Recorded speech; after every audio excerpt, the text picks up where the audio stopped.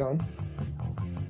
And now you can see the Backseat Mogul Show in all its video glory on our YouTube page at roughedge.tv.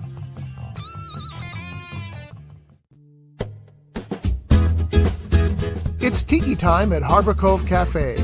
Dive into the tropical paradise at the end of Spinnaker Drive in Ventura with vibrant drinks, delicious bites, award-winning fish and chips, and more.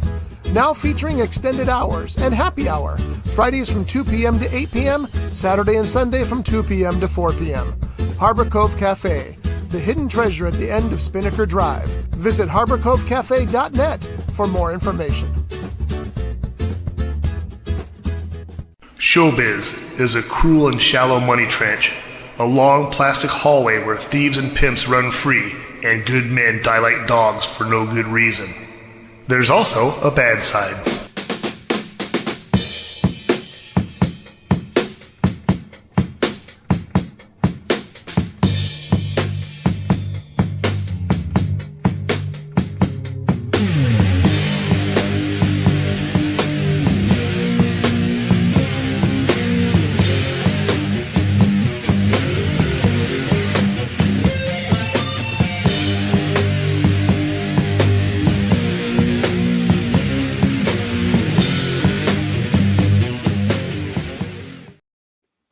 This is the Backseat Mogul Show, live here from Rough Edge FM. I am R. Scott Bolton.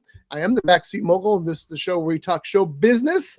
Sitting right beside me, as always, none other than Johnny D. Johnny, good morning. Good morning, Scotty B. Good morning. And next, what I didn't say. How be? Yeah, haven't done that in a long time. Thank Christ. Sitting next to John is Jeff Genet. Jeff, good morning. Hello. Good morning. And next to Jeff, we have our special guest today, Josh Bolton, in house. Greetings and salutations. So so that's all cool stuff. I wanted to start today talking about John Carpenter because we went to see John Carpenter last night live at the Belasco Theater. First of all, gorgeous theater. Have you been to the Belasco Theater, all? No. Anybody? It's like the Ventura Theater on steroids. Like that Art Deco vibe, just really nicely laid out. And yeah, it's beautiful and about the same build too, with the balcony over it and everything else. Where's it located? It's in downtown Los Angeles, which I just love downtown Los Angeles. I know it gets such a bad reputation, but there's so much cool stuff to do there every time you turn around. And we did what we usually do. We went and had dinner at a brewery first, and then we hit our first dive bar, and then we went to the show, and then we hit a second dive bar. They're a little nice for dive bars. They really are. One of them was called Golden Gopher. Yeah. I mean, how do you beat that? Golden Gopher. But John Carpenter was amazing. It's so cool. The show was an hour long then with an encore.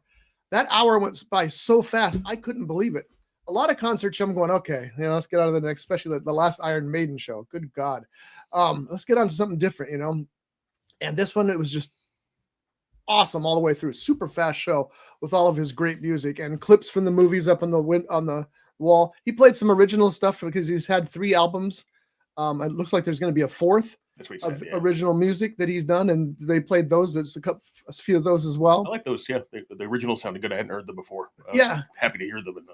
He does that a lot. He's got a band, and I think that band sticks together and does a recording too, based on the way he was talking last night. But it was great. The funny thing about John Carpenter is he's 77 years old. Cue ball bald, except for the back of his head, which he's grown into this huge, giant, long ponytail. And that man walks out there on stage. He plays synthesizer. His son plays lead synthesizer. I've never heard that term before, but that was okay. And he comes out on stage and he walks up to the microphone. I'm John Carpenter. And they start playing. It's like, okay, that's cool. And they played Escape from New York, and they played Christine, and they played In the Mouth of Madness. All these movies that he's popular for. There's a couple they skipped, but there's only so much time. And Carpenter's up there, and he's like rocking out. He's just rocking, and he's holding up his hand, doing the devil fingers and everything. It was so fun, and the audience was so into it. It was incredible. So I was going to buy a T-shirt. I told my wife I'm going to buy a T-shirt. I don't care if it's $65. I'm buying a T-shirt. And she said, if it's $65, you're going to have less money to go to Vegas with next month. What? Oh. And it was only $40, and it's a event. It's got the date and the theater on the back as well. So got my John Carpenter T-shirt. I can show you a better picture. Hold on. There's my John Carpenter T-shirt, and like I said, it's got the date and the theater on the back, so that's pretty cool stuff. So I wanted to start out talking about that because if you have a chance to still see him, he's playing 6 dates down there. Wow. 3 this weekend and 3 next weekend. So you still have a chance to go down and see John Carpenter play, and it's well worth it. Yeah, it was really cool to finally Any see those. chance him coming Yeah. to Ventura? Not a chance in hell. Wow. I think he'll, because what is it that John Carpenter says he loves to do? He likes to smoke weed and watch basketball and play video games. I think he takes a break to go vibe out and make music every once in a while. Yeah, You know? So, that's okay. That's a good life, you know. yeah.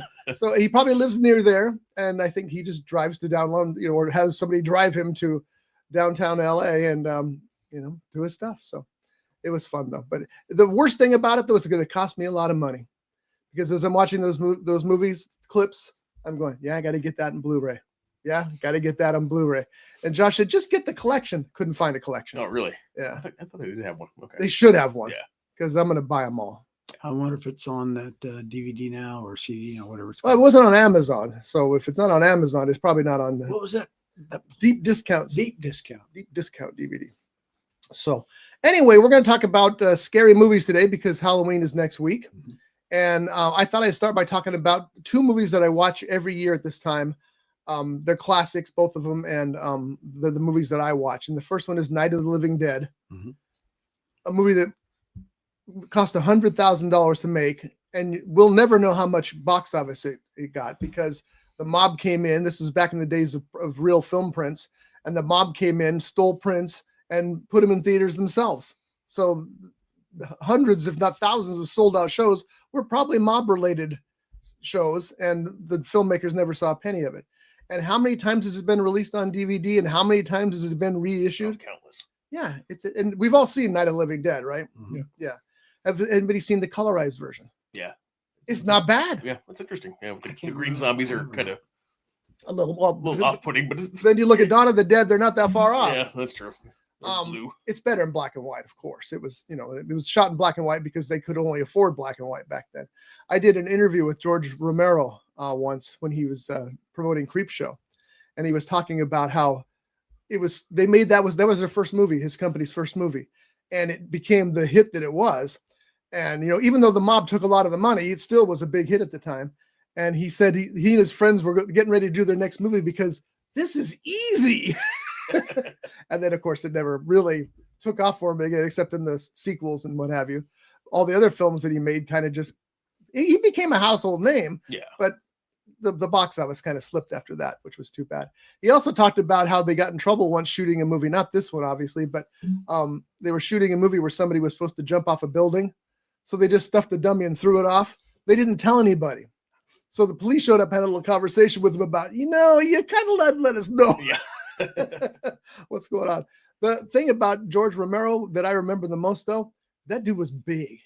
He was like 6'4", built like they wasn't like worked out. He just was big, and he was a super cool dude too. So, but that's George Romero, not John Carpenter. Didn't get to meet John Carpenter last night, but really, if you guys, anybody out there wants to go see this show, you won't be disappointed. It was really, really awesome. My wife, not so much of an instrumental music person. She enjoyed the parts that had the clips because she could relate them to the movies, but the new stuff she couldn't. That's how I ended up with this. They started playing some of the new stuff, and she's all, "Did you want me to go get you a T-shirt?" "Yes, dear, I do." And off she went. So anyway, that was Night of the Living Dead is one that I watch all the time. One thing I wanted to do with Night of the Living Dead is playing in the background of so many other movies. That's I always true. wanted to make it like a compiled list of all the movies. I think it's playing in like so many movies I can't even start to think of. I always wanted to have a giant list of where it's playing, obviously because of the public domain Yeah. aspect of it. But it's dozens and dozens of other horror movies have it playing in the background. And I always just wanted there's It's- a complete list somewhere of that. Yeah, that's absolutely true. And it's kind of the definitive horror movie when they're watching movies on television like that. They always go to that one for good reasons. One that did slip into public domain for a while, but it's out of it now. The way public domain works is that means that when it originally slipped into that, it wasn't because of dates. It was because they didn't do the copyright correctly. Yeah. And I think we learned that working Yeah. for Bert. they copyrighted Night of the Flesh Eaters, I think, right? Instead of Night of the Living Dead. So I think that's true. Yeah. yeah, so so they the could- copyright didn't apply. So they Yeah. had to go back and fix that. And that takes lawyers. But for a while it was just public domain. And It's not anymore though. And it's funny because I can't tell you how many copies of that movie I've bought. I think Reservoir Dogs is the movie I've bought the most copies of because they kept coming out with really cool box sets and stuff. But that's right. Night of the Living Dead I bought several times because I wanted to get one that was high quality. And the VHSs were never super high quality. They were like, okay. And then I think you were with me that time. I bought that one and I said, this is the definitive version. They say it's the best version ever. And it starts and it's lousy. And you're like, then all of a sudden this line sweeps across the screen and it's super clean and beautiful. That was just a demo of what they had done to clean it up. And it's gorgeous. You own a copy of that? I have a few copies of it because they always put it on like the 30 horror movies from back in the day or this and that. And in every single one of those collection packs, Night of the Living Dead is in them. Yeah. Yeah. So I have it a few times, not because it was like, I already have this. It's like, I want these other movies. Night of the Living Dead's in that. Okay, cool. So yeah, I have multiple copies of that. Yeah, that's just one of those movies you have to have. How many do you have? I have a few. I did see a post on, I think, Reddit one time about a guy, and he collected VHS copies of Night of the Living Dead. I think he had 150 different covers. Wow. It was, I didn't know there was that many. Yeah. So that was cool. I can't find the post now, but it was really neat seeing these unique, a lot of them are really terrible covers that obviously somebody drew. Yeah. I've seen those really bad paintings. Yeah. Yeah. And they always try to feature the naked woman on them. Yeah. They always put the naked woman on there. Oh, look, how sexy is the zombie? Well, she's dead. Yeah. So how many copies do you own? You don't even know. I know you've got more than one. Probably one. Yeah. You got to step it up. Notice I said probably. Yeah. I'm not sure. I enjoyed that movie, but it's one of the greatest movies ever made, Johnny. For $100,000. Yeah, So I know. So get more copies. Okay. Big question. No. I told you you're not allowed to say big question. Little question. You can just say question. Question. Because his big question goes, did you bring milk? It's like, that's not a big question. Okay. And the Mysterians. Okay. Actually, it would be question mark and the Mysterians. Okay. It also might be well, never mind. Did they also do music from The Thing? They did, which is interesting. Why? Because it was a remake. Wrong, Jeff? Yes, it was. It was, but that's not the answer I'm looking for. Jeff, why is it interesting they played music from The Thing at the John Carpenter show? Does it have anything to do with Ennio Morricone? Exactly. That's one of the few movies that John Carpenter didn't write his own music for. He used Ennio Morricone's music, and they still played it, and it was awesome. But then again, it's like I told Shelley, I said, here's the thing. If you've got one of the greatest horror movies of all time that you directed, you're going to play the theme from it one way or the other. So, yeah. The other one is the vampire movie he did. Which one? Oh, the one I'm thinking of. It's called Vampires? No. What was the name? It was a really cool movie. Had I can't think of the actor's name. Oh, shocker. He was in Once Upon a Time in America with Robert De Niro. He played his buddy. Anybody? I just know vampires. I don't know if any. I can't. I'll find out. All right. Well, while John's finding out, the other movie I watch every year is Nightmare Before Christmas. And that's got a special place in my heart because Josh and I, when he was just a kid, went down to El Capitan and had the Nightmare Before Christmas experience. And they screened the movie, and then there was a museum downstairs where you go down and check out the stuff. And anyway, I love that movie for everything about it. The stop motion effects. Oh, it was vampires. What are the odds? I really like that movie. That's a great movie. They had the museum downstairs with props from the movie and things like that. And it's funny because I understand that Tim Burton's toying with the idea of doing a sequel to Nightmare Before Christmas because everybody thinks he directed it, but he didn't direct it. He just kind of created the style and the art.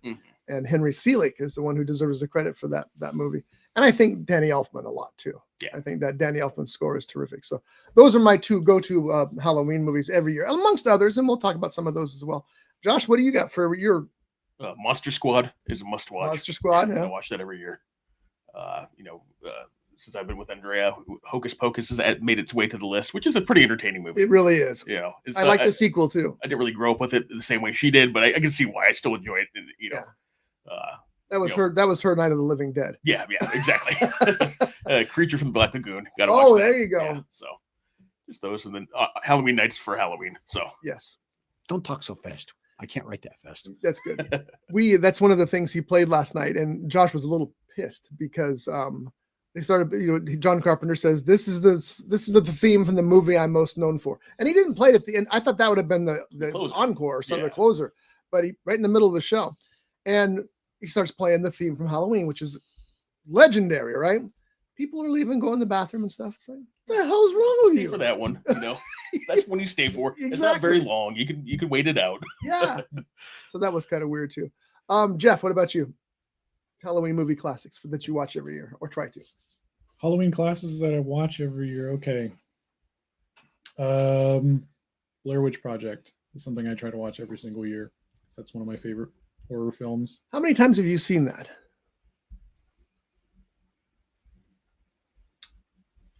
20-something times probably. Okay, more. interesting. All right. Because I only saw that for the first time coming out of high school. Yeah. When I got my first job at the movie theater, I got my first paycheck. That was one of the first movies I bought. I remember that. Yeah. You bought a stack of movies. Because I had only known about Blair Witch from Scooby-Doo. Oh. When they did, when Scooby-Doo and the Witch's Ghost came out, they did a thing on Cartoon Network because Blair Witch Project was coming out around the same time. Where they did a marathon of all the Scooby-Doo cartoons, and in between each commercial break, they had a clip called the Scooby-Doo Project, where they had real-life footage, but they put the Scooby-Doo characters in it, and they were doing the Blair Witch Project. Wow! So they were walking around the woods and stuff, and it's called the Scooby-Doo Project. You can look it up on YouTube. I have it on VHS because my parents would hit record during the commercial breaks and stuff on VHS. So. That's how I knew about the Blair Witch Project because of Scooby-Doo. So that was always something I wanted to watch as soon as I got my first paycheck. Yeah. Blair Witch Project. You can convert that to DVD, can't you? Yeah, I have all that stuff to do that, but it's on YouTube, the full thing. I think I'm missing like one or two clips on the VHS. I've seen that on YouTube, but I thought it was a parody. I didn't realize it was an actual real thing. authentic product. Oh, that's cool. That's cool. It's hard to state how profound of an impact that movie had. It's true. I remember we went to the movie theater, that movie, the opening weekend when it came out. We didn't watch Blair Witch, but I remember it was packed and there was announcements going all over that was sold out. I think we went to go see Lake Placid.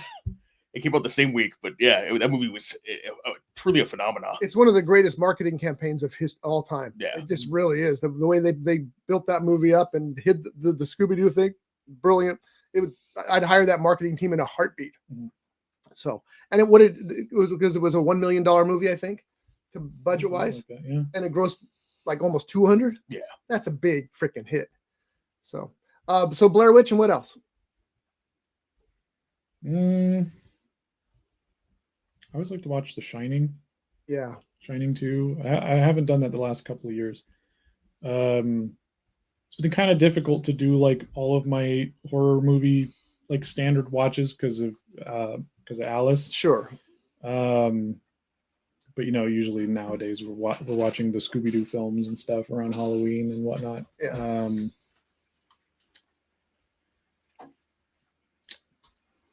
That's all I can think of right now. No, that's good. Those are good. That's one of the things I talked about on KVTA this week. They were talking about one of the I don't want to call them DJs. One of the radio personalities was talking about how they showed their daughter a horror film when she was like 15, and how she was sorry she showed it to her because it was. And I said, well, I showed my son Night of the Living Dead when he was 10, so a little earlier than that. It was a little earlier than that. But you knew going in it was all pretend, so it didn't have that effect on you. No, I think it did have an effect on him. It's also possibly true. Yeah, positive effect. Yeah. That's true too. I did something like that with Alice. I showed her Peter Jackson's King Kong. I got some scary. It has one pretty gnarly scene. Yeah. Some pretty gnarly scenes. The in bug it. pit's a terrifying scene. And we went to Universal Studios. I had a pass to Universal Studios for the year, and she was, before the age cutoff where I had to buy her a ticket. So I was like, all right, let's go see King Kong and all this stuff. And we went and did a lot of the like creature attractions and stuff like that, the meet and greets, the photo things and whatnot, of like meeting Frankenstein and all this stuff. And she's watched Frankenstein a couple of times. She really enjoys the original Frankenstein. And when we got back from Universal Studios, we did the tram tour, and I thought this is going to be either the best thing or the worst parental decision I've ever made. Let's just sit down and find out. So we go through the whole tram tour, and we go into the big tunnel, and I feel her like kind of tense up a little bit, and then King Kong does the whole thing, and then they're fighting the T-Rex, and then she comes out. She's like, he saved us. He saved us. The tour. We were walking through the gift shop. She saw a T-shirt with King Kong holding the tram tour bus, and I got that T-shirt for her. They had it in her size. Oh, nice. Oh, She cool. wears that all the time, and she always talks about, like, remember when King Kong saved us? And then when we got home, she's like, I want to watch King Kong. Do you have King Kong movies? And it's like, are you sure you want to watch this? It's kind of scary. She's like, she watched it 2 times. Really? Yeah, so sometimes scary movies are okay. Yeah. She likes Frankenstein. She loves King Kong. I haven't tried anything else because, I don't want to Build up to too it much. Yeah. Yeah. King Kong is one of my favorite movies, and I'm talking about both the 1933 original, which is just stunning. That movie's almost 100 years old now, and it still holds up really well. It's extremely well made in this. Even the effects are still workable. And also the remake that Peter Jackson did, not the Jessica Lange one. That was a poor attempt, but Peter Jackson nailed it. The reason that movie tanked, I think, is because by then everybody knew the story too well, and they knew what was going to happen. And there was really, sure, you got these great actors and great writers and one of the greatest directors working on it, but does that make it worth going back to theaters for? And for a lot of people, it didn't. But I thought it was a really good movie. Yeah. My friend John Larson said there were 2 perfect movies, The Exorcist and King Kong. Now, I disagree with him on there's only 2 perfect movies, but those are close, both of those. I think for like people my age who had never seen any of the other King Kongs, were like growing up and just like that was their first introduction to King Kong. Like, I have a really good connection to that version because that was the one that I was introduced to. Yeah. And I think it was really well done. It helps too that the video game tie-in was really good. It was. It was played that surprisingly game. good. Yeah. Yeah. My friends across the street had a PlayStation and they had it, and I had them let me borrow their PlayStation so I could play it a little bit. I was like, oh, there's so much stuff that wasn't in the movie. You get so much extra content. It was good. That's cool. That's smart. I like when they do that kind of combo. It was a good movie no matter what, and I think it really just didn't do well at the box office because people had experienced it too many times. Like you said, it's good for a new generation who's never seen the original, but for everybody else, and that was virtually everybody then, because 1933 it was in theaters. How many times was it on television after that? Yeah, exactly. Hundreds. So, but they're both just terrific movies. They're just awesome. Somewhere I have a steel box of King Kong that I bought when they came out in DVD the first time, and it's beautiful. It's not a steel book; it's a steel box. I think my 2 favorite giant gorilla movies was the 1933 King Kong, and I can't remember what the date of, but the original Mighty Joe Young. Mighty Joe Young was good. Now, I did like the remake. Yeah. A lot better than the King Kong with Jessica Lange. The Dino De Laurentiis production. Yeah. Yeah. That didn't work. No. Man in monkey suit. No. Yeah. But, and the way the monkey was copping a feel. Oh, I like Remember that part. Well, yeah. But no, the original Mighty Joe Young was good. Have you seen the Jessica Lange version of I King have Kong? not. Good. I almost bought it a couple times. If you find it in a thrift store or something, it's worth the purchase. But Kong's holding Jessica Lange in his hand, and he's like touching her, and then he pulls her dress down. Like, whoa, monkeying around there. It ain't gonna work. Yeah. There's some good Asian knockoff King Kong movies. The Mighty Peking Man and Ape. Ape. Yeah. Those are pretty fun watches if you want to get to it. It's like, oh, look at the guy in the gorilla suit and he's wrestling a dead shark. Okay. Yeah, that's fun. That's fun. Yeah. It's like, is it Godzilla versus King Kong or King Kong versus Godzilla? I think it's the 1966 I think movie? it's Godzilla versus King Kong. Yeah. That's terrible monkey suit. Yeah, it's pretty bad. I think they have like extensions on the actor's hand, so it looks like he's got these super long arms. It just looks silly. But you know what? I'll watch that movie again. I'm stupid. I bought it in Blu-ray at a thrift store recently. Anyway, so Johnny, what about movies do you watch? My go-to movies, if I got the time, I like the Here we classics. go. He's back at work, and all of a sudden he's got less time than anybody else. Well, yeah. I mean, sleeping takes a lot of time. That's true. Okay, that's fair. The original Dracula. Oh yeah. The 30? Oh, I think. I have it, and the original. I think it was Wolfman, 1930, wasn't it? 31. Maybe 31. I've got it here someplace. It doesn't matter. The Bela Lugosi original. The 1932 Mummy. The Mummy. Mummy. I like. Yeah. The problem with the Mummy, and we discussed this on KVTA this week too, is that anybody can get away from him. They just don't try because he's so slow. Well, it's like the zombie movies today, the way they're dragging a foot and you're running like crazy. And that one zombie, he's so slow, but yet he's catching up with you. Well, they've figured that out because now it's not just one zombie. It's 100 zombies and you're not getting Well, away. then they must be duplicates of the one that They're all pretty slow, but when there's 100, it's kind of harder to get away. Oh, sure. Unless you hide under a trash bin. The 1931 Frankenstein, which you were mentioning. As a matter of fact, this week I watched the original Dracula, the original Frankenstein. I was going to watch the Wolfman, but I couldn't find it. The one with Really? Yeah, the original With Lon Chaney. Yeah, the 40. I think it was the 41. Yeah, the 1941. But I can tell you what I did. Also, what I watched. Well, that has nothing to do with the movies right now. We'll get back to that. Oh yeah, no, this is movies. Why don't you tell it? Really? We're here to talk about movies? We are Okay, throw it out, John. the 1927 Nosferatu. Oh, that's a good movie. Yeah. This had color in it. So, Okay. So I don't know. I'm not unsure that the original didn't. Wasn't it tinted? It could have been I tinted. only remember being black and white. Okay, maybe But- I'm wrong. It could have been tinted, but to me, it's like certain areas, like it probably was tinted. Silent movie, so you got to read, and you don't have to read fast because they leave the dialogue. God, they do. Yeah, it's the actor's line is like, turn around, look behind you. And it's there for like 35 seconds. Okay, we get it. Let's move on. The acting, wow. It's hard to tell because acting in silent movies is so much different than acting Yeah. in talkies. Well, the actor who played Nosferatu, the vampire, he really got into it. It was so comical to watch.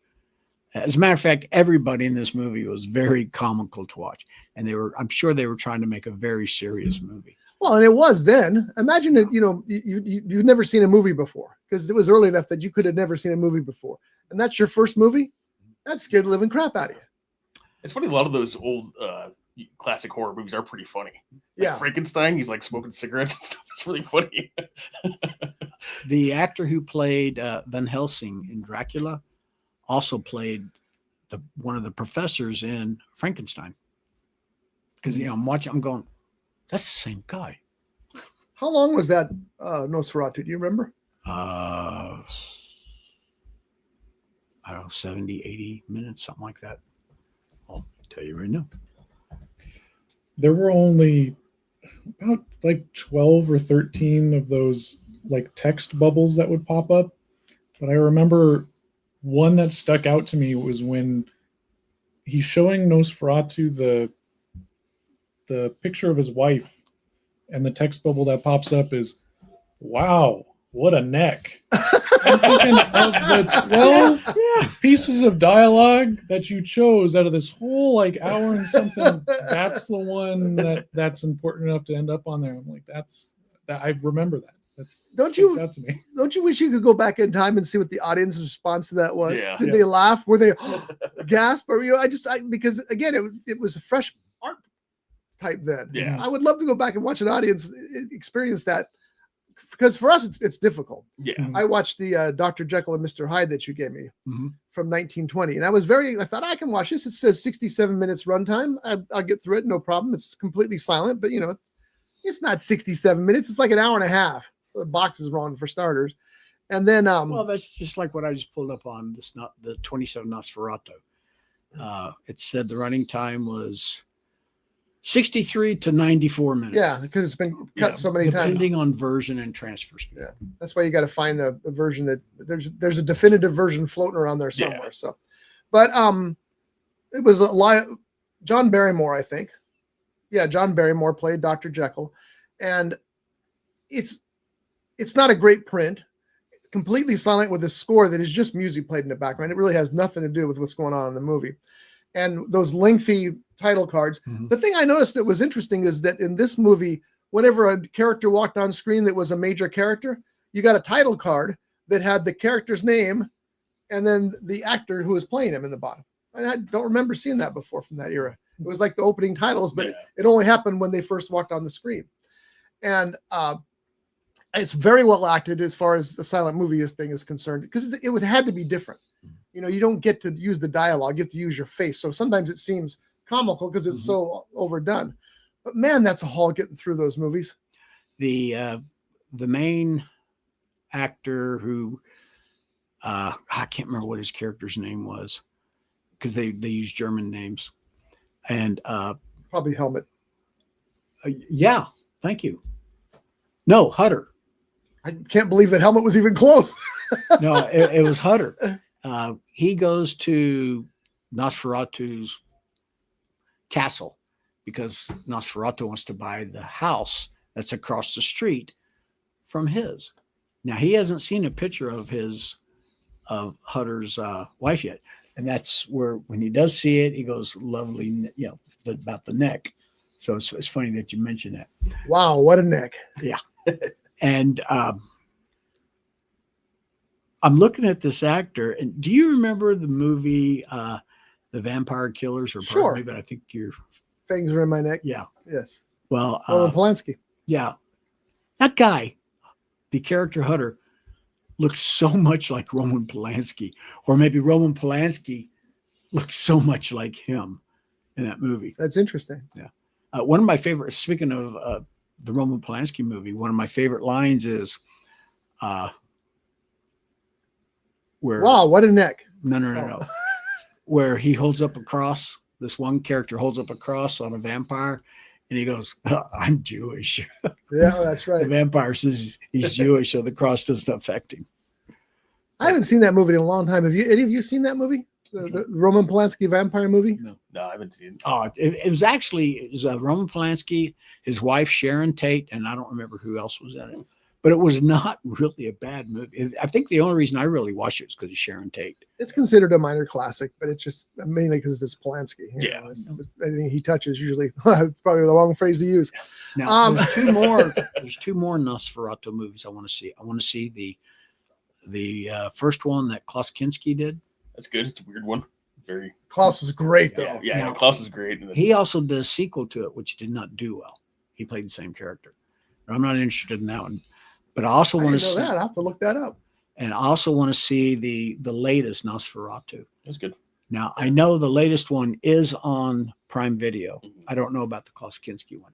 Hopefully it is, because I want to see them before next week. I did just stream Nosferatu this last year at some point in time, so it was available somewhat recently. Okay. I like the new Nosferatu. Me too. It followed the book pretty closely, I think. Yeah. And it was creepy, and it was very difficult to understand Nosferatu. Do your impression. Yeah. I get to it. No. I can't even remember. Josh nails the impression. You get it just right. Something about Signature. yeah. It was cool. I liked it. A lot of Yeah. people thought it was weird. It's like, yeah, he's like a 14th century warlord wizard. Yeah, He's going to it's be weird. supposed to be weird. Exactly. The one with I'm gonna say Johnny Depp, not Johnny Depp. Keanu Reeves. Yeah, we'll talk about that because I watched that this week. Okay.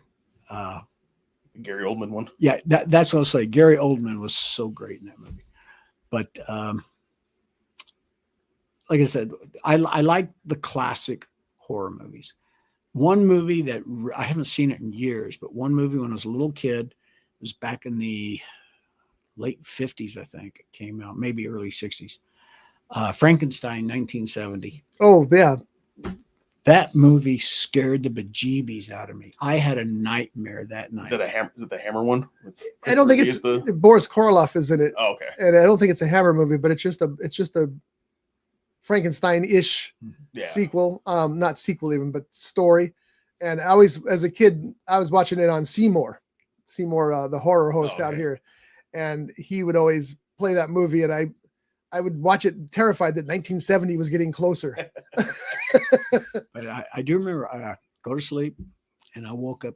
We had bunk beds. I was on the top bunk, and my older brother was on the bottom bunk. The Obviously. story's getting deep. Yes. And this nightmare I had all these witches and goblins and ghosts surrounding my bed, these little bitty things surrounding my bed. And That wasn't a they dream. were taking me away. I woke up screaming because of that movie, Frankenstein, 1970. Really Yeah. interesting. Well, let me talk about Coppola's film because I just watched it this week. And Jeff, I think you'll agree with this. I think I've come to the conclusion that Francis Ford Coppola has all these great scenes in mind and visuals and effects, and he doesn't know where to put them. Because I'm watching that. Everybody's seen the Francis Ford Coppola Dracula? Yeah. I'm watching that movie, and it's so disjointed and so broken up that I really wanted to like it, but when it was over, it's like, nah, I don't think so. I mean, the Dracula's eyes suddenly appearing in the sky, and the girls are playing the maze, and he's laughing. Like, it doesn't fit anywhere, but it looked cool. Yeah. But it doesn't fit. And so it reminded me of Megalopolis. All kinds of cool visuals in Megalopolis, but where do they belong? You know, and I know the guy's made some of the greatest films of all time, but I'm sorry. I didn't like that movie when I first saw it, and I still really don't like it. That Francis Ford's, what is it called? It's Bram Stoker's Dracula. Yeah. And by the way, I will say this, though. One of these things that surprised me. People have laughed about Keanu Reeves' performance in that movie since it came out. I didn't think he was that bad. He's fine. Jeff likes to say, I've seen a lot of worse performances. Yeah. And I thought he was fine in that. So, and we saw Good Fortune, by the way. Yeah. And I agree with you. It was good. I like it. Was very uplifting. Mm-hmm. Yeah. Mm-hmm. And Keanu just knocks it out of the park in that one. He just knocks it out of the park. Another movie that I like to watch this time of year is Young Frankenstein. Oh yeah, no, now you're talking. Yeah. I was a kid. I was stupid. I thought it was a horror movie. My parents dropped me off, and they went. What they always did, they dropped Doug and I off at the movies, and they'd go play tennis. Great, worked out great. So we go in. Doug and I watch that movie, and I'm going, "Why did they be laughing at this movie?" And then about a third in, I'm okay. It's not a horror movie. It's supposed to be funny. Like great knockers. Oh, thank you. So many great lines in that movie. And you know the story about that, right? When they finished the movie, Gene Wilder and Mel Brooks sat down and they screened what they had, and it was almost a 4-hour movie. Oh yeah. And they both looked at each other and said, "It's the end of our careers. We're done. There's just we're finished." But then they were able to pare it down and turn it into a true classic. So I hope somewhere all that footage is still available. I understand it's not. I understand it's been lost, and that's too bad because there has been some clips that they've included on special editions and things like that, but most of that footage is gone, and that's really too bad. Make it into a two-parter. Yeah, but like you said, there were so many good lines in that movie. Like, I am a doctor. I can fix that hump. What hump? Let's let the movie do the talking, John. Oh, sorry. Let's take a moment and enjoy Shatner's toupee. Very nice. His Mm, haircut from 1979. actually, looks not bad. I mean, it may not be a toupee. To this day, he swears he doesn't wear a toupee. But that's from The Kidnapping of the President. Always like to enjoy that. All right, Johnny, you ready? Okie doke. Because it's your turn. Yep. And we're going to do it right. I hope this is the right one. I got to get rid of these. Is it as bad as they say it was? We'll find out now on the Backseat Mogul Show. Brought to you by Pele Utu, Reno's only traditional tiki bar. A kaleidoscope of colors and tropical charm with the undeniable allure of paradise and intoxicatingly delicious cocktails. Pele Utu, open Wednesday through Sunday from 2 p.m. to 11 p.m. 1275 Stardust Street in Reno, Nevada. For more information, please visit pele-utu.bar.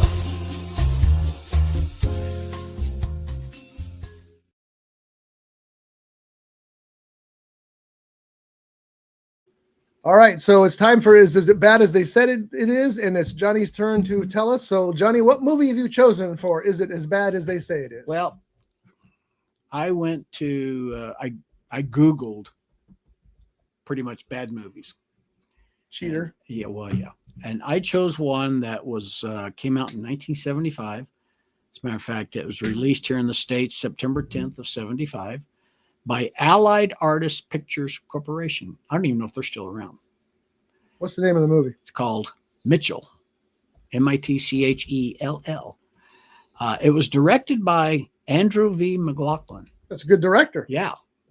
Unfortunately, I didn't think this movie was all that great, considering McLaughlin's past directing experiences.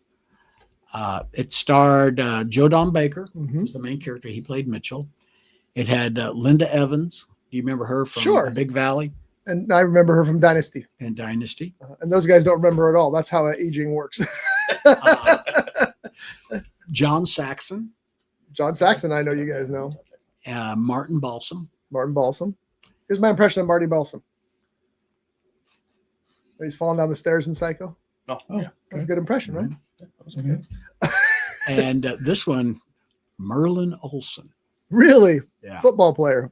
He was a football player. He also was in the Michael Landon TV series Little House on the Prairie. I'm sorry. And then he had his own short-lived series called Father Murphy or Father Brown. I think you're right. Yeah. Yeah. Father Murphy or Father Brown. So Father Murphy Brown. Yeah, something like that.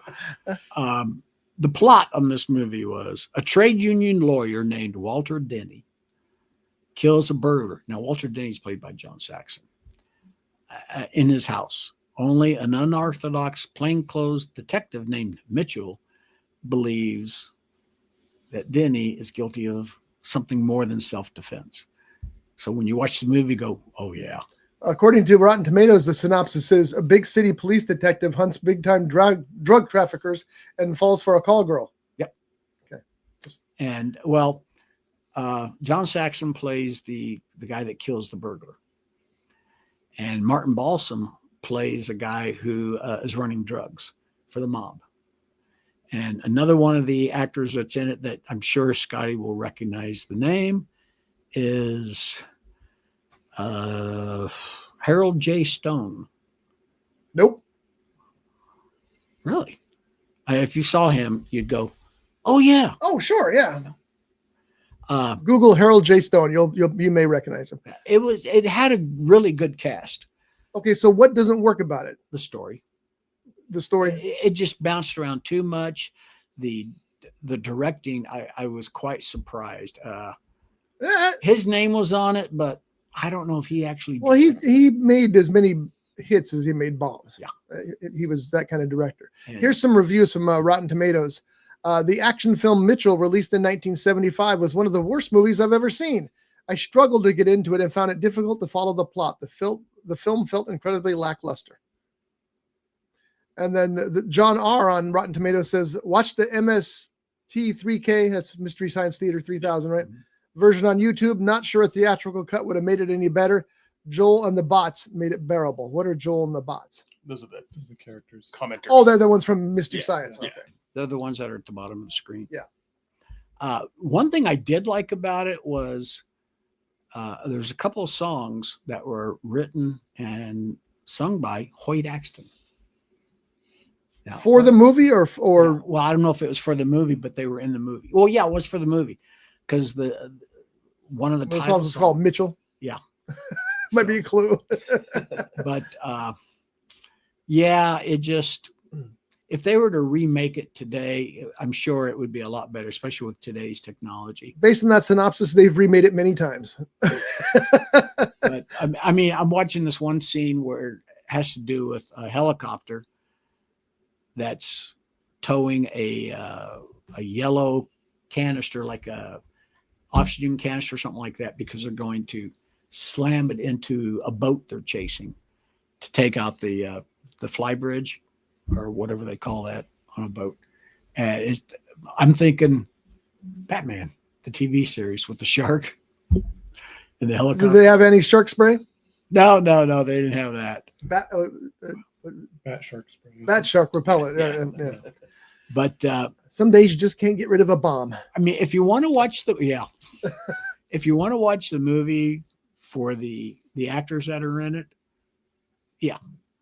If you want to watch it for the plot, no. Okay, so it's got a 28% rating on Rotten Tomatoes from the public. Mm-hmm. No critics rating whatsoever. So what do you think? Do you think 28% is a fair number? I would give it less. Even less. Yeah. Oh, so it is as bad as they say it is. I mean, that's in my opinion. And I did find it on Amazon Prime. Well, there you go, folks. If you want to watch Mitchell, it's on Amazon Prime. Check it out. And don't blame us because we warned you. And Joe Don Baker, he was a really good actor. Okay, I think you're stretching things a bit. He was He more was of in a, James he Bond. Was, he was more of a movie star. He was in a James Bond movie. I know. It was good. Yeah. And he was in the original movie Walking Tall. Yes. The story of Buford Pusser. Mhm. And that's kind of the same character he played in every movie he ever did. Well, yeah. So that's okay. I'm glad you warned us. I won't watch that. Well, yes, I will. Oh, who am I kidding? And the thing is, most of the main talent that was in that movie, actually all the main talent, with the exceptions of Linda Evans, are no longer with us. Well, that's depressing. Yeah. Way to bring down the buzz. Well, it's Halloween. Joshua. It's my son. You think I know his name. What have you watched this week? Anything in particular? Not a movie, but there was the most recent Ghost Adventures episode, which I just kind of watched just for fun. Jeff watches that too, don't you? Not enough. I haven't watched it in a while. This most recent one was really good. It was actually a little scary. It felt like more like a found footage episode than their typical Ghost Adventures. You know, they usually have a bunch of like goofy B-reel and interviews with people that are with questionable, background. But this was almost all found footage, and there's like a really a real reveal at the end of the episode that's pretty freaky that ties into it. Yeah, I've heard of that. Yeah. So if you haven't really seen Ghost Adventures, it's a good one to start off on. They're not all that good by any stretch, but this one was actually pretty unsettling. And is this the newest episode? Yeah, newest episode that came out. Okay. It's in Downey, California. They usually have the name of the place in the title, so it's in Downey. And you've seen that one, Jeff, or you just heard about it? I know if it's what I was talking about. I know what happens in it. I haven't seen the episode. I haven't seen Ghost Adventures in a couple of years, but I know about it's where he gets the phone call, right? Yeah. I know about all that real life case and whatnot. So I don't watch any of those shows, but that one intrigues me now because you're talking about it. It's all over the internet, and you've heard about it even. So that tells you something. Anything else you watched this week? Oh, lots of Treehouse of Horror. That's of course. My tradition, so just watching a lot of those. I haven't really sat down with the movies yet. We'll get there though. So. Yeah. Did you you got your Simpsons Halloween advent calendar? I do, yes. And now you're looking for the Christmas one? I was looking for the Christmas one last weekend I couldn't find it, so keeping an eye out still. He wanted to get that Simpsons Halloween advent calendar, and it was, I think, $70. Was it? It's $40. The original $40 original price. So we went down. We were shopping, Shelly and I, at Costco, and there were 3 of them on the shelf. One of them was open. The other 2 were still sealed, and they were in a place, but there was they shouldn't have been there. It's like, why are they here? So I texted Josh and I told him, well, I found the calendar here. And he says, oh, pick it up, get it now. I said, well, it's $100. He goes, I don't care, get it. Really? So we didn't know there's no price tag on it. So we took it up to the register. It was on clearance for $9.99. Ooh. We still give us $100. And you only got one. I got scammed. And you only got one? Well, yeah, there's only 2. And I'm not going to do is sell the other one. Yeah. I probably could have, but no. I mean, that's what I had. I had 3 or 4 of the Universal Monster Collection. Oh yeah. Had Dracula, Wolfman, the Mummy. You said Wolfman. I'm so proud of you.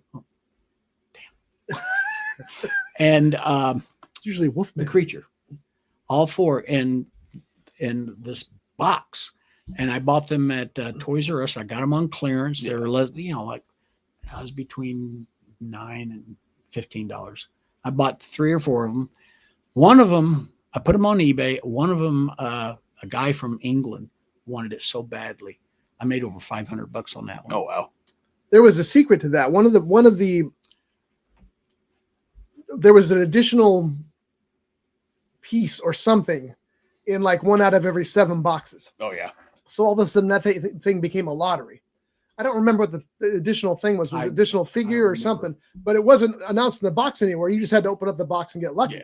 So people were like, collectors were hunting for it. And I'm pretty sure that's what that guy in England I have one was box doing. left still. But you need to sell that. I haven't, and it's never been opened. Well, once you open it, it's not worth that much anymore. So don't open, Exactly. especially a model kit. Now, when I was a kid, when we lived in Altus, Oklahoma, the store next to my dad's jewelry store was called Otasco, Oklahoma Tire and Supply Company. Well, they had a contest, kids to build Halloween type models. I did Dracula, and I had it painted so good. This one kid did Frankenstein, and it's like, what'd you do? Paint it like this? Put paint on your fingers? John's not a sore loser, by the way. No, he won. Well, come to find out, it was his dad was the manager. He shouldn't have been eligible. Exactly. Conflict of interest. But God, I don't know what happened to that model. It was, well, you remember the models I did for Hunt for Red October? Sure. Well, you We know all how- do many times. Well, you know how detailed I got. You were a very good model builder. Well, I was so detailed on Dracula, or as I like to say, Dracula. Okay. Mhm. Can I do my laugh? That was one of my biggest, no, that was one of my biggest disappointments. First model I ever got, I opened it up and I'm all, wait, I have to paint this? Yeah, that always. Like, I don't want to paint. I'm not dexterous enough for that. Exactly. you know. Yeah, forget that. Jeff, what did you see? I know you saw a couple of things. I watched Monster, the Ed Gein story this week. It's 8 episodes. That's from the Netflix series Monster. Yep. Mhm. It was okay. First 6 episodes were okay. I didn't get really into it. I don't know if it was because I knew all of it was fiction, because they did take a lot of, Creative license. yeah, with the stuff they did make a lot of stuff. I was up wondering and about stretched that. a lot of stuff, like some people went missing. Let's just connect it to Ed Gein, that Ed Gein killed these people.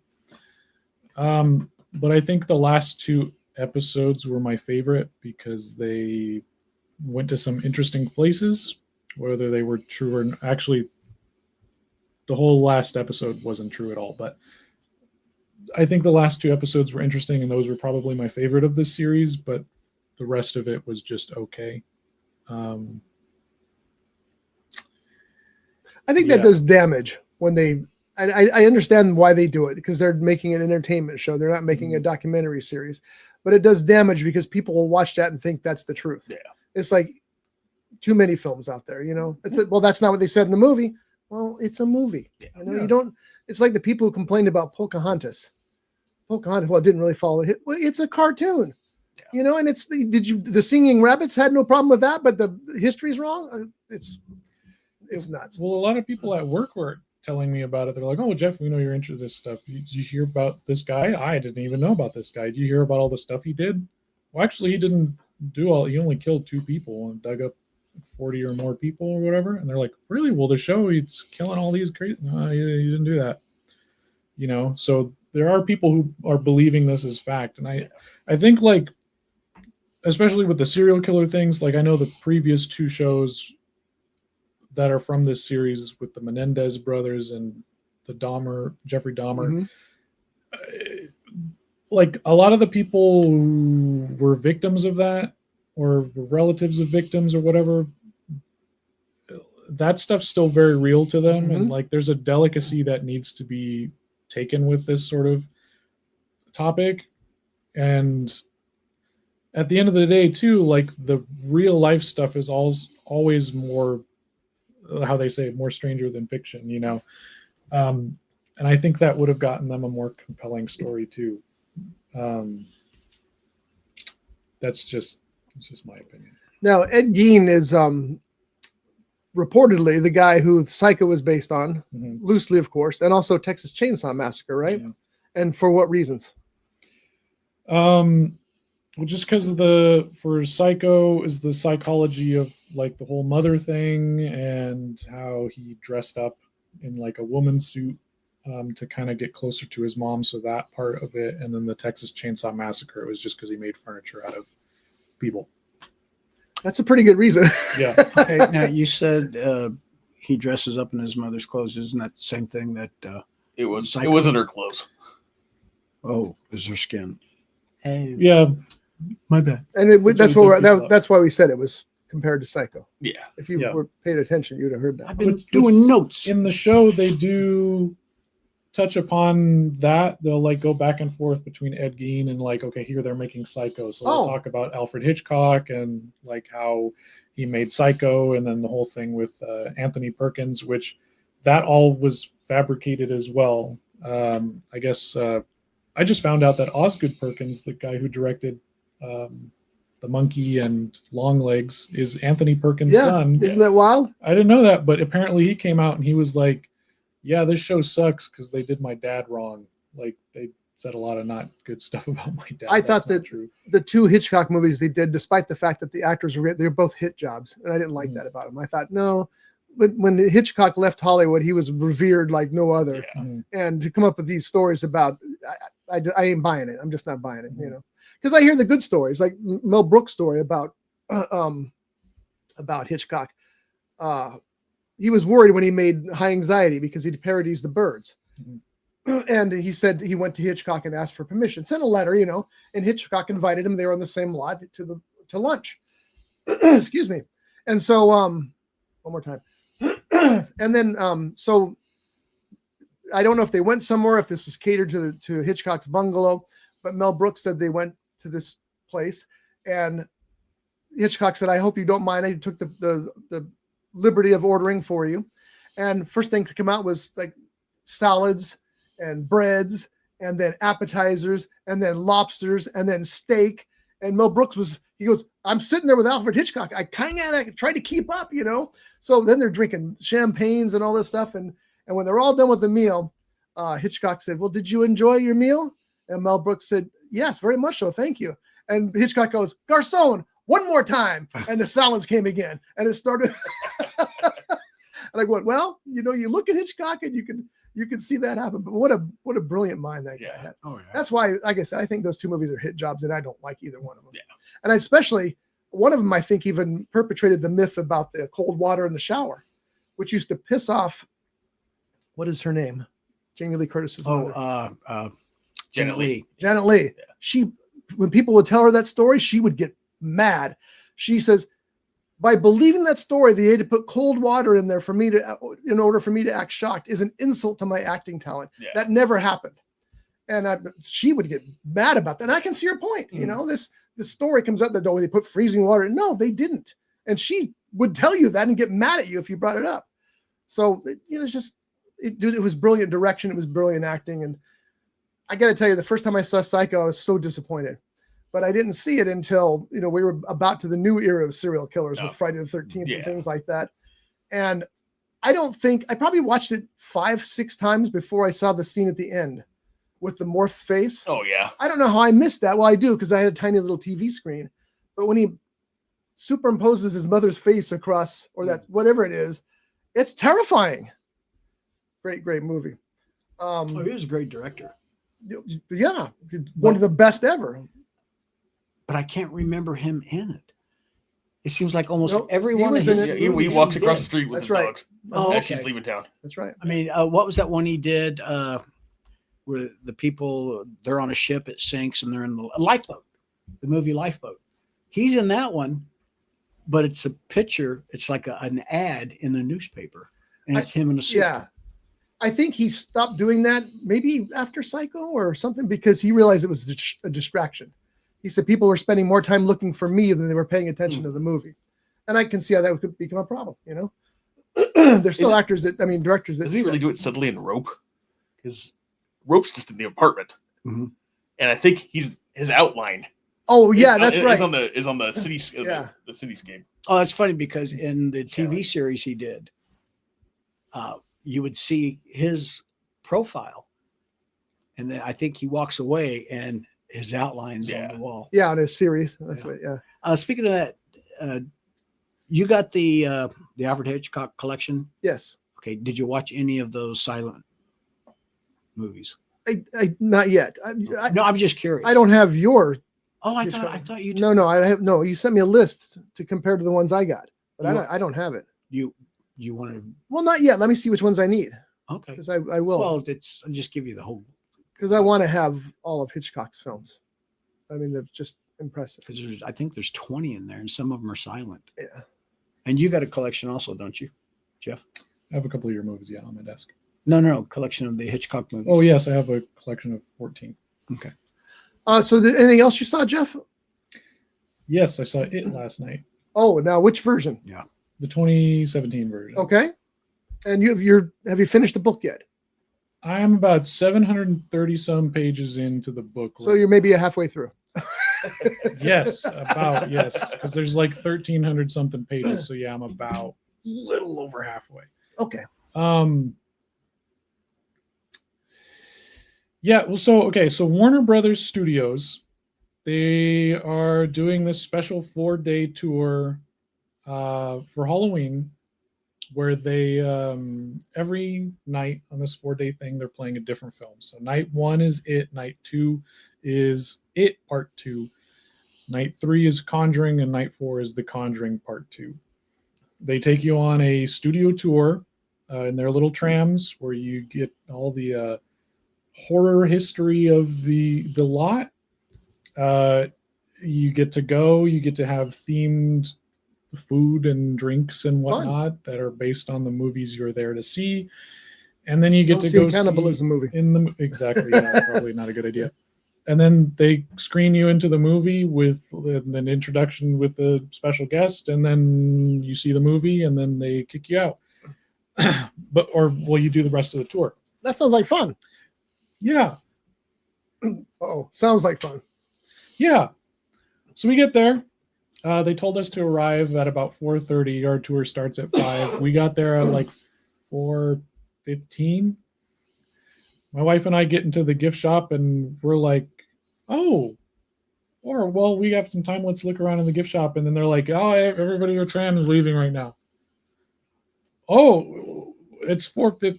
Huh? Okay. I guess. Okay. So we're walking into the thing. They set us in this little room.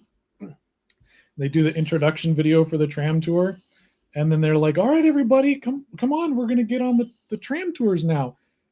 All right, row 1, you're with this tour guide. Row 2, you're with this tour guide. We're with row 2, so we're with this tour guide. We go onto the trams. I'm looking at my clock. I'm like, it's 4:30. We were supposed to be here right now, and we're not supposed to be leaving till. Okay. And so they take off, and the lady, she does her introduction, and then she hits play on the video on the tram tour.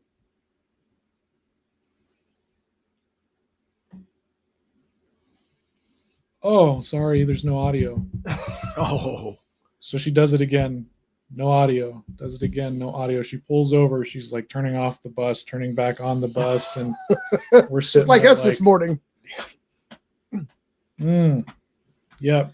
And so she's just like, okay, I guess we don't have any videos today. I want my money back.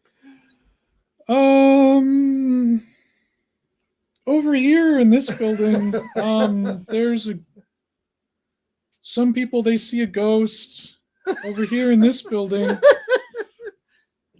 And they say she's still here till this day.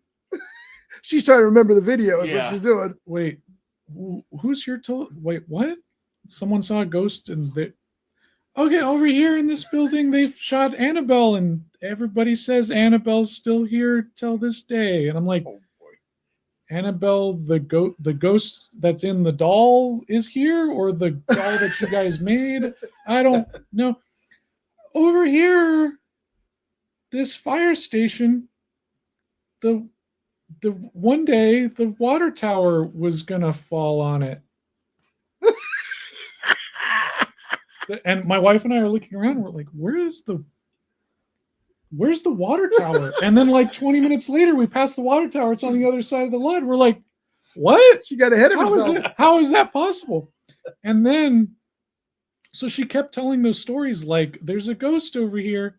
She would tell them like, oh, this one time a security guard, he saw a ghost, pushed him down the stairs. Some people say he's still here till this day. Wait, who? The security guard?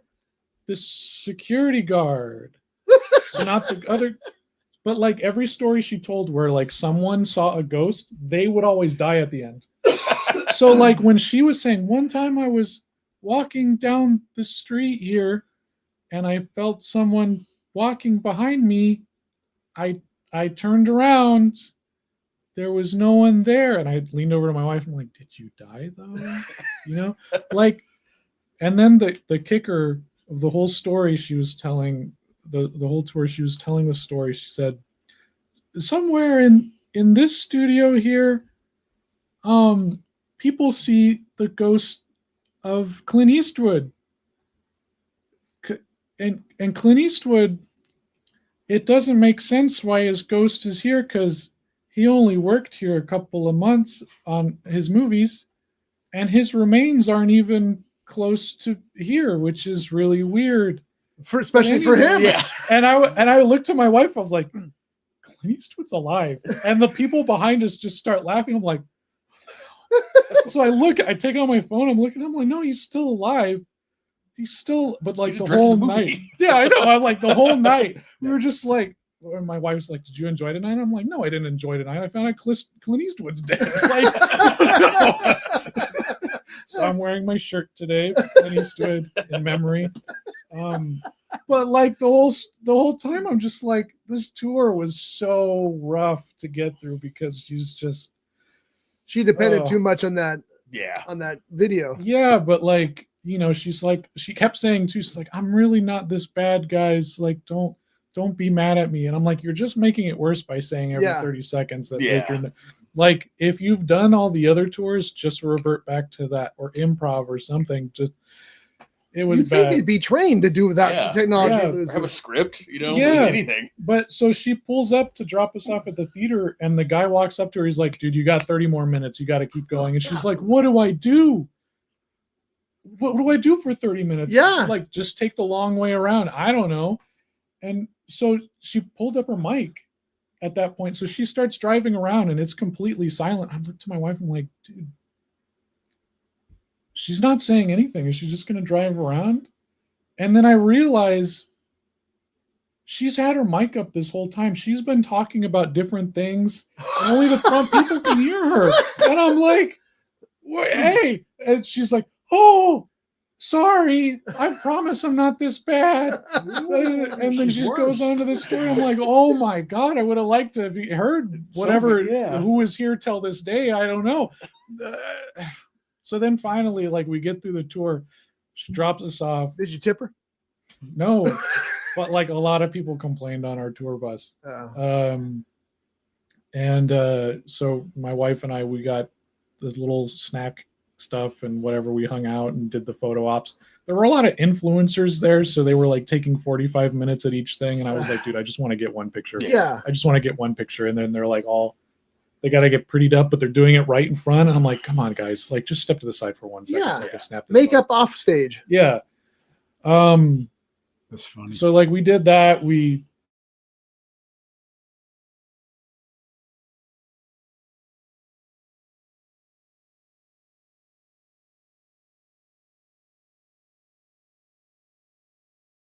and was like, oh, you know, they probably flaked, or they're going to bring out a nickel dumb at the end to come and give us a little snack or something. I don't know. But yeah, then we got back in the tour bus at the end of the movie. The movie was great. It's the first time my wife had seen it. She got freaked out a couple of times. Yeah, that's good for that movie. The theater there was on the lot, in this like on the facades and stuff. It was a nice theater, really big. The screen when we went in there, it was like super small. And then they closed the curtains when they said the movie's going to start, and then it opened back up, and then you just saw, oh no, the screen's not small, it's like huge. So I don't know if they like drop another screen or something. It was great because I was like, when we walked in, I was like, okay, the screen's that small, we need to sit here. And then when it opened back up, I'm like, oh, we need to sit like 6 rows back. Well, who knew? I think I know the theater you've been talking about. That's where I went to see Tremors. Oh, really? From one of the Tremors sequels. Oh, yeah. Yeah, they had a big party there, and I think that's the same theater. It is a nice little theater. Yeah, it's out there on the lot. It was very nice. But yeah, then after the movie, they wheeled us through to do the rest of the tour. They have this all these things set up for like the DC superheroes, where you get to see all the props from the movies, and then the Harry Potter stuff. You get to take pictures with the props, and then through the gift shop, and then you're out. Nice. So despite that big screw up with the tram, it was it's still okay. Yeah, it was fun. Yeah. It was $80. It wasn't like 150 or whatever. Yeah. If it was like that much, I'd probably be a little upset, Sure. but it's whatever. It's Yeah. fun. And I have a story to tell. It's fun. Yeah. My wife and I were joking about that all night. So And it's funny because the tour guides there, I know a guy who's been a tour guide there for like 20 years. Mhm. And I would imagine that being there 20 years, you'd be able to get through that without the videos, Yeah. and maybe she was new. Maybe she said she had been doing tours for over 5 years. yeah, there's no excuse So- then. I mean, she should have been, she might have been, unsettled by the fact that the video wasn't working, Yeah. but you should know the stories. Yeah, but we were talking to another person who worked there, and they said that they only gave them 5 days to learn the script. But I'm like, if you can't remember the script, just revert back to Right. what you know. Mhm. Yeah. It's that easy, and nobody's gonna know. They're on the tour for the Right. first time. No one's Yeah. gonna know that that's what it is. Because even there were a couple of times she said, now correct me if I'm wrong, but she told us that 4 people died during The Exorcist, the making of The Exorcist. I think that's one That's of those The urban. Omen. Yeah. Oh yeah, the Omen. Yeah, The Omen is where the people died, not Exorcist. and there's a reason for that because that movie's cursed. Yeah. Yeah, I think you're right. And there was rumors about Exorcist deaths, but then they were dispelled because it was just people come up with those stories. So Yeah. So there was like a lot of things. And I was just like, man. you should have taken over. You probably knew more than Yeah. I was like 6 rows back. I couldn't reach the mic. And it was an experience for sure. Yeah, there are some tour guides there that are terrific, and the other ones apparently there aren't so much. The guy I'm talking about, he was a huge Jimmy Buffett fan, and he told them, he said, because he did celebrity tours, and he said, if Jimmy Buffett ever comes through, I want that tour. Sure enough, Jimmy Buffett came through, and he was able to give him the tour. And he said that afterwards, Jimmy was so excited because he thought he did such a great job, and it was like the highlight of his life because Jimmy Buffett enjoyed his tram tour.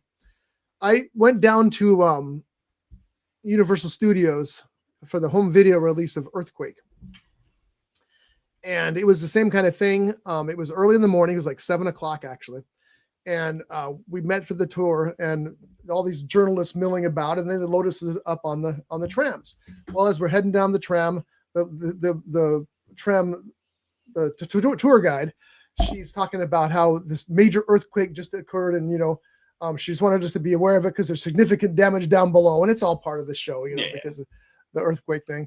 And my buddy John Larson is sitting there, and he's talking to this reporter who's sitting next to him with a pad, and they're talking about, well, where are you from? And the guy was from Nebraska newspaper, and he was there to report on this. And where are you from? And John says, I'm from Port Hueneme, California. And they were having this full-on conversation, like getting to become friends, And then the tour guide comes back on, and she says, there's just been another earthquake, and the damage is even more.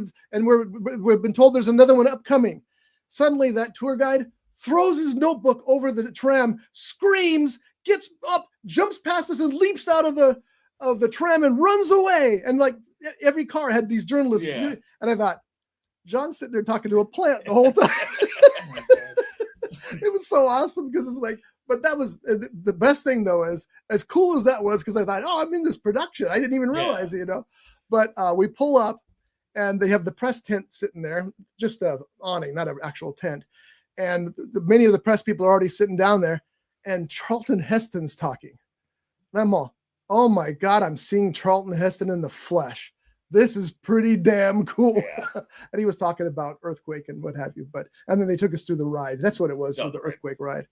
But I just always remember that it was a production. They didn't tell us. Yeah. All of a sudden, these people are running off, jumping over our laps, and leaping off the trams. That was great stuff. Johnny, anything else you got that you watched, or is that it? No, that was it. That's all I had time for. Johnny, we've already discussed ad nauseum what you've seen, but you can. Just more stuff that I plan on watching when I come back from Buena Park. What are you going to Buena Park again for? A dear friend of mine passed away, and it's a celebration of life. Oh, okay, good. And her 3 kids are putting this on. I'm not saying good because he passed away. Oh, I'm yes. saying good because a celebration of life is the way to do it. But I she passed away, I think it was last month. Oh. And I guess they wanted the family to take time to grieve, and now they want all the other family members and friends. And a lot of people that are going to be there are the ones that always referred to Barbara as Mom. She was that type of lady. She watched over all of us, and she was like a second mother to us. So yes, I'm going. Yeah, you should. You should go. So what did I see this week? Like I told you, I saw lots of stuff because I was down and out for a couple of days, and I was Did you able get my message? I did, yes. Okay. Yes. So where do I even start? So I saw the Black Phone. I wanted to see the Black Phone so I could see Black Phone 2. I really liked the story. It's by Joe Hill, who's Stephen King's son, strangely enough. But I love the fact that this serial killer has been getting away with these murders forever and a day. And he gets his latest victim. And the only thing he is in the room, in the cellar where he keeps him, is a bed and a black phone. And occasionally that black phone rings. And when the kid finally answers it, it's all the previous victims of the serial killer giving him tips on how to survive or telling him he's not going to survive. And I thought that's really clever. And I thought Ethan Hawke, is that who it is? Yeah. You've never seen him like that before. He was pretty scary. So I'm looking forward to seeing Black Phone 2 now, and I'm ready to go for that. I also watched Monkey Man, the action adventure, the John Wick movie from India. Yeah. It wasn't as wild as I hoped. I was hoping for a John Wick kind of thing, and it was close, but not quite there. But still really well made, and the lead actor, is it Dev Patel? Terrific. So that was very good. I saw My Dear Secretary from 1948. I know these aren't horror movies, but we'll get to some. That was kind of a horror movie because it's so sexist, it's so hard to watch. Good God. It's really, and it's Kirk Douglas. And it's just, I mean, I get it. It's 1948. It's a very old movie, but still, it's a little hard to watch because it's so sexist. This is the one I want to talk about, Veronica. According to Netflix, according to all these memes and things you see everywhere, only 1 out of 11 people finishes that movie because it's so terrifying. So I said, give me the movie. It's about as terrifying as The Conjuring.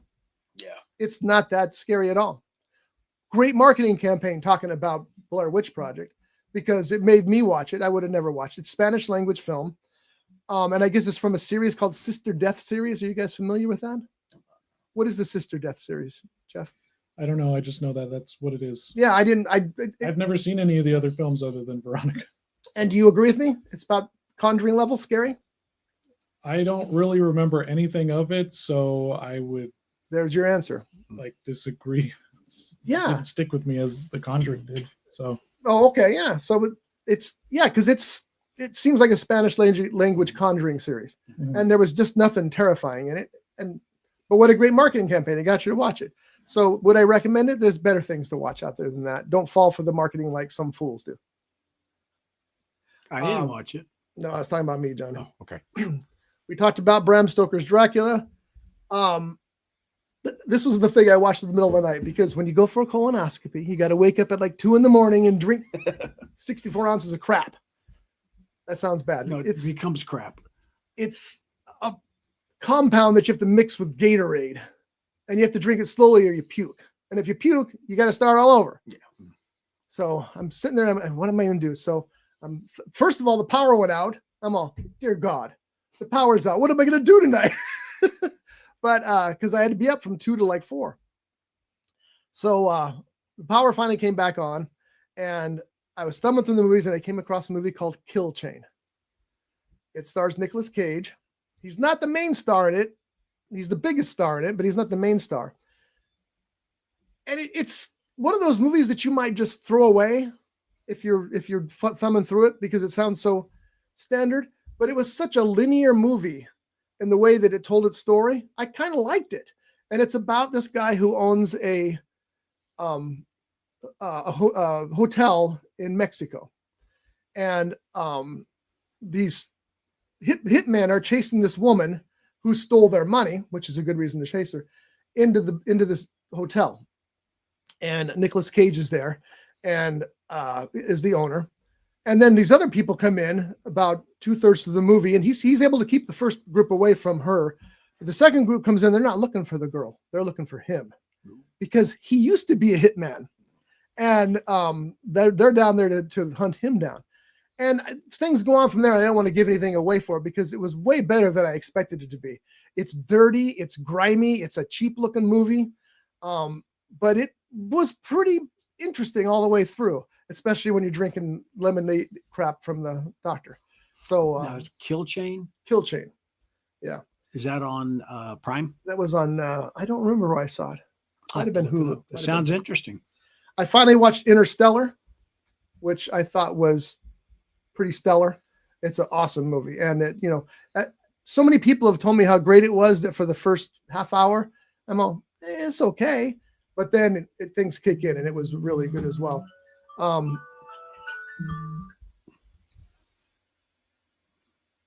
Sorry, did you want to take that? No, it was an alarm. Okay.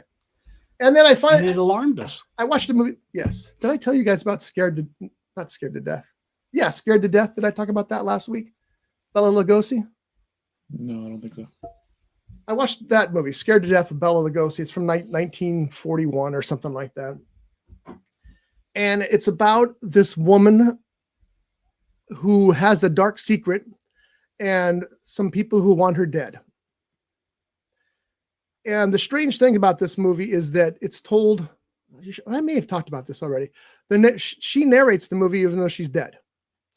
And whenever she appears on screen, it zooms in on her. She says her narration, and then it zooms out on her, blurry both times.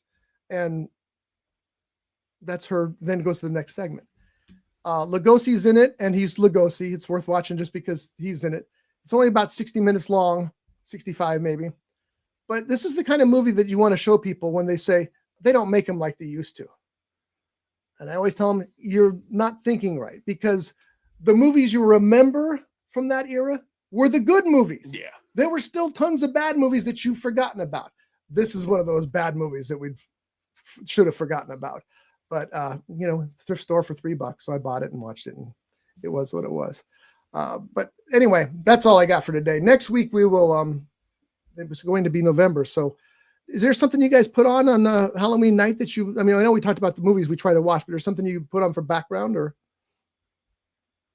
how many trick-or-treaters do you get, Jeff?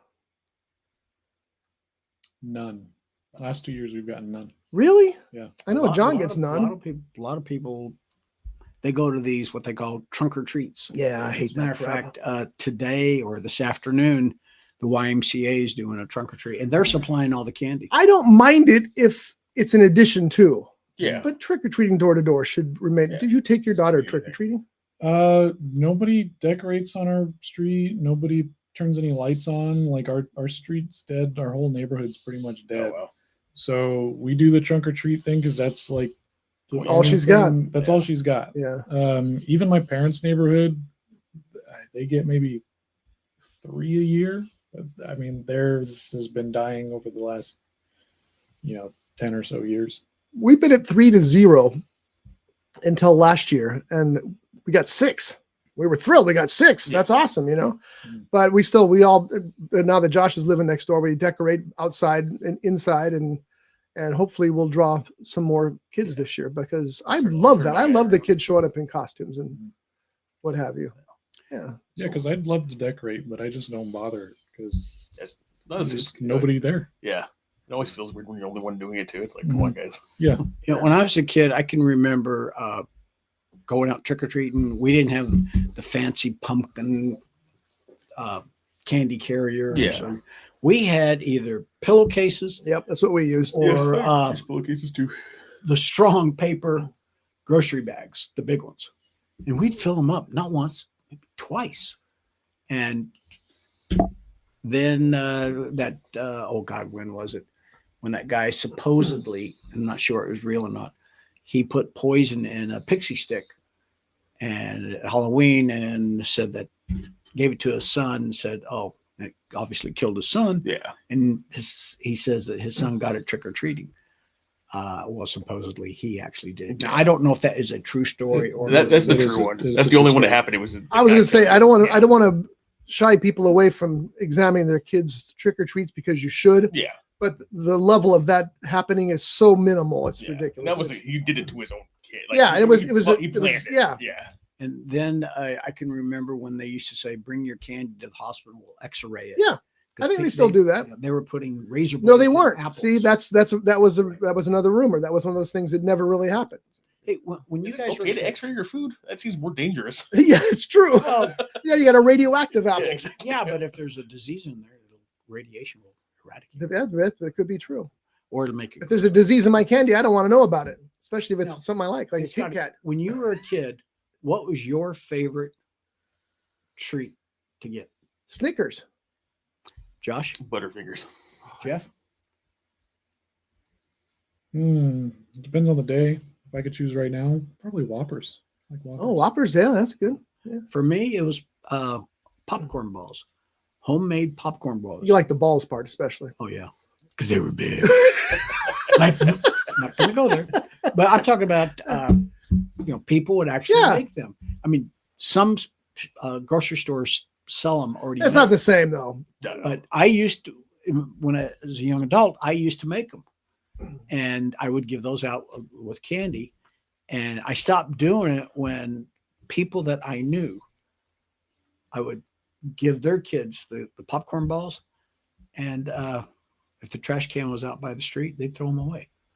And I'm going, these are people that know me. That's why they should throw them away. Well, yeah.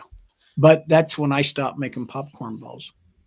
I think things that hurt were the rumors about the candies being poisoned and tampered with, and also the Zodiac killer. I don't know if I know you guys don't remember, but when I was a kid, very young kid, and the Zodiac killer was active, there was a letter sent to the San Francisco newspaper that said he was going to go down to Ventura and kill some people. And so it was right about Halloween time. And my mom almost didn't let us go out trick-or-treating that year because the Zodiac killer might be out there looking for us. And I think that was the first part of tainting it. But I also am tired of these people talking about how it's satanic and how it's evil and it's Halloween. Shut the hell up. I'm sorry. It's not. And you're getting a little ridiculous if you're going to start pulling that. I really don't like that much. These are the same people that say KISS stands for Knights in Satan's Service. Or Baptist stands for Believers and Preachers Teaching in Satan's Temple.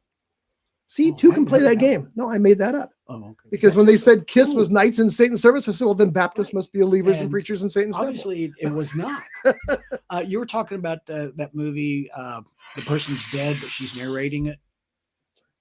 Yeah, scared to death. It reminded me of a Billy Wilder movie, Sunset Boulevard, Oh, yeah. with William Holden. He's narrating it, but he's dead. The very He's- first he's- scene, you see him dead. He's floating in the pool face down. You've seen Sunset Boulevard, haven't you? Oh, dude. Oh, that's I don't give you a must list often, but that's a must. A quick overview. An aging silent film queen refuses to accept that her stardom has ended. She hires a young screenwriter, William Holden, to help set up her movie comeback. That's enough. Don't say anything else. I'm not about going it. to say any more. Have you seen it? Have you I seen don't think I Sunset have, Boulevard? no. I'll have to They watch also it. did a stage play version of it, and it was brilliant. Yeah. I remember I'd never seen a stage performance like it. Okay, it's not a spoiler because it's the first scene in the movie. He's laying in the pool face down, floating dead. Okay. in the stage version, they had the pool was a giant pool, and it was like a hologram almost, but it wasn't. It would just look like a hologram, and the guy was floating in the middle of the hologram. It was like on its edge. It was really wild to see that, and it's the only play I've seen, and I know that the plays have gotten more extensive since then. That was a double floored stage. Oh yeah. During the act, the stage would shuffle. Oh, that's cool. So the stage that was active was on the bottom, and then they'd switch the stage to the top. And the only thing bad about that was they had an earthquake during that run, and it damaged the set. They had to close down for a few days and repair it because it was Water like spilled all over the place, right? Yeah, it was. Speaking of to keep with the Halloween season, I saw they're doing a paranormal activity play down in LA. Really? That'd be really fun. I kind of want to go.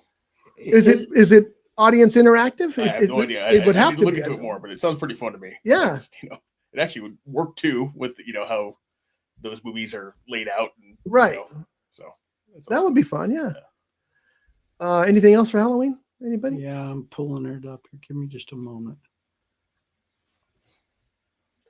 Trying to think what else I like to watch. I mean, I just like horror movies in general, and I don't see enough. I watch them all the time, so it's not. Yeah. At the Ventura Theater, the Ventura Majestic Theater, on the 31st, I have Spooky Rave. Okay. That's no Halloween Day.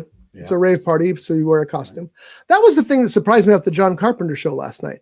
There weren't very many people in costume. No, very few. Maybe four. Because Andrea had seen him before and said there was a lot of costumes. Yeah. That might have been on Halloween though. I'm very glad that Michael Myers wasn't there because that's the one that scared me. Yeah. I thought somebody walks in a Michael Myers costume, I'm going to watch that guy very carefully. Yeah. Tonight they have Bloodsuckers Ball. At the We talked about that last week, and again, those two words should not be so close together. So, anyway, I don't know if downtown Ventura is doing a pub crawl. Zombie crawl. Yeah, zombie crawl. They are. Okay. Yeah. I think one of the best Halloween parades that I remember in the past, I think it took place in West Hollywood, where all these people are dressed up.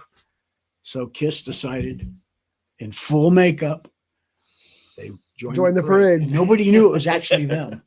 That's funny. Because there was other people dressed as Kiss. So. Mm-hmm. I saw it. It was kind of sad. This guy. I hope people weren't taking advantage of him. But up in Las Vegas on Fremont Street, there was a guy in the best Gene Simmons costume I've ever seen. Oh yeah, it was perfect in every possible way. But he was in a wheelchair. Oh, I've seen that guy. And he's like this the whole time, and he's got a little cup. And I just hope people aren't wheeling him out there to take advantage of him. That would make me very sad. Yeah. But it is by far the best. It's a perfect. It's impressive. Yeah, I've seen him before. It's really well done. Was he real or was he? No, he's real. He's a real guy. That's why I feel bad. I was like, I hope somebody's not wheeling him out there and just making money off him, because that would be horrible. But I got to give him props for the costume. There's a movie to watch for Halloween. Kiss Meets the Phantom of the Park. There you go. That's a good one. Don't watch that movie ever. Yeah, I remember. Oh God, I do remember that. It was I had such hopes for it, because being a huge Kiss fan, and I'm watching that, and as soon as I see Hanna-Barbera presents, I'm like, oh God. Well, the thing is, you had Kiss, but the demon or that actor, and for life I cannot remember his name. He was a really good actor. You're talking about Anthony Zerbe, the guy who was Yes. the professor? Yeah. Oh yeah, Anthony Zerbe was legendary. But the movie sucks. Yeah. Unfortunately. Yeah. The special effects. Oh. Yeah. I think I'm going to watch Psycho. I haven't watched Psycho in such a long. The original, because there's been a pair of remakes. The Bates Hotel's on Prime. Yeah, that was pretty good too. I like that series. Have you seen the sequel? Oh sure. Yeah, Psycho 2 is good. I think it has one of the best endings of all time in that movie. I enjoy that one. I was watching it, and at the end, right before the big event happens, I was like, well, I kind of expected more, and then sprang, and I'm all, oh God, they ended it perfectly. Have you seen Psycho 3? Nope, I own it. Anthony Perkins directed that one. Oh, really? Yeah, and he did a pretty good job. I mean, they're not on a level with Hitchcock's. Yeah, but they're fun to follow the character and see what happens to him. Yeah. Anthony Perkins. What's your favorite Anthony Perkins movie? It's got to be Psycho. Josh? Psycho. I can't remember what else he's done. To be honest, I know I've looked it up before. Yeah. Psycho? I really enjoyed Psycho, but I think one of my favorites is Fear Strikes Out. Oh, the baseball movie. Yeah, I think the character the real baseball player he played was either Pearson or Pearsall, and he was so good. Perkins was really good. Oh yeah, and he was one of those guys who suffered from stereotypes afterwards. You know, it's like he they only wanted to play those kind of psycho roles, and he wanted to do more and could do more, but sometimes you get notched in. I think Unless you're like Vincent Price and welcome it, then you're. I think the worst movie I saw Anthony Perkins in was a movie with Roger Moore. Folks. Yeah, it's like, actually, that might be a good movie. Is it as bad as they say? It might be. And I have one for next week. I've got, is it as bad as they say it is? And I think you guys will be surprised by it. I haven't actually done the research yet, but you might be surprised by my choice, but we'll talk about that next week. So happy Halloween, everybody. Go out there, have a good time. Make sure your kids dress up and go trick-or-treating to your neighbors' houses at least. And you should dress up with them. You should. Yeah. I always give the parents, I just thought of something. I always give the parents candy when they show up in costume too. I said, oh, you get one too. There was one house that if you showed up in costume, the guy would give you a shot of tequila. Yeah. I never was able to find that house, but I heard about it. It's like, I need to find that house and change costumes like every hour or something. So anyway, anything you guys want to talk about next week? Are you planning to go in the movies this week, Jeff? I want to go to the movies. My friend wants to go see the Chainsaw Man movie. Yeah. So I got to figure out a time to go with him. I'm going to go to Halloween Horror Nights tomorrow. Okay, that'd be cool. Yeah, I don't know what's out at the theater right now, but I'm going to try to see something. Maybe watch a DVD or watch another show or something. I'm not sure. I'm torn because I'd like to go see Tron, and it's not going to be around long. But I'm leaning towards the fact that maybe even though I think it needs to be seen on the big screen, I might wait for it. Yeah. I might wait for it. But that's my plan. John, you got anything that you want to see this week? Or I want to see Roofman. Oh yeah, Roofman. That's a good one. Yeah. And I do want to see Tron, but I understand what you're saying. I mean, to me, it seems like Tron with all the special would be much better on a big screen. It would be. There's no question. But I read an article recently that was pretty telling, and we know Jeff's theory about why Tron 3 tanked because Jared Leto. Yeah. But it's interesting because the article I read said, what were they thinking? Tron 1 bombed. Hey, let's make a sequel. Tron 2 bombed. Hey, let's make a sequel. Tron 3 bombed. There might be a pattern there. Yeah. And, Tron 2 made some money, but versus its budget, not very much. Yeah. So I don't know. I don't know why it's even there. But okay, we'll end with this today. And now it's time for the First Run Progress Report with filmmaker Jeff Genet. All right, Jeff, what you got? I got nothing this week. This has been. And now it's time for the First Run Progress Report with filmmaker Jeff Genet. Okay, good now. All these movies that we've been talking about that are available on Amazon Prime. You know what else is available on Amazon Prime? Oh, God. The books of R. Scott Bolton. Sorry. You go to Amazon Prime and you type in R. Scott Bolton author, and you're going to find a polytheral. I just love that word. Don't know what it means, but I just love saying it. Somebody else. Books that R. Scott Bolton, a Ventura native, has written. And if you want something for Halloween, get Neath, Neath, Neath. It's a spooky book to read. And if you order it today, you'll get it by Monday or Don't Tuesday. make promises that Amazon can't keep. Wednesday. No, you'll get it this week. You'll get it. And my favorite, which you also could be a Halloween, is Dead Dick. And it's about a 1940s private detective who dies. He's in the betwixt, and he gets sent back to Earth to save a young girl from demons. And it's got Harley riding nuns with machine guns. I mean, it's a good book. But there's a lot of books. Some are paperback, some are hardback, and they're all available on Kindle. You can get the Kindle now. You don't have to wait for the shipping. And it's the cheapest anyway. So go to Amazon.com. And if you got Prime, you got free shipping. And I want to close out by saying, have a wonderful Halloween. This is what we deal with week after week after week. But we'll leave you with Shatner's haircut. Thank you all for listening. Brought to you by The Grape, Ventura County's premier jazz venue and cocktail lounge, located at 2733 East Main Street in Ventura. For menu and music schedule, visit them online at thegrape.club. This has been a Rough Edge Studios production.